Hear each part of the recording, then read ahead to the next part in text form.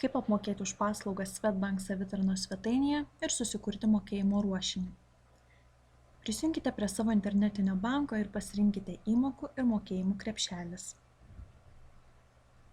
Atsidariusiame lange pasirinkite vietinių mokėjimų ruošiniai. Jei dar neturite susikūrę tinkamo ruošinio, spauskite Sukurti vietinio mokėjimo ruošinį. Naujame lange jums reikės užpildyti mokėjimų pavadinimą, gavėjo pavadinimą, tai yra jūsų paslaugų teikėjas, gavėjo sąskaitą, įrašykite banko sąskaitos numerį, kuris yra nurodytas jūsų gautoje sąskaitoje.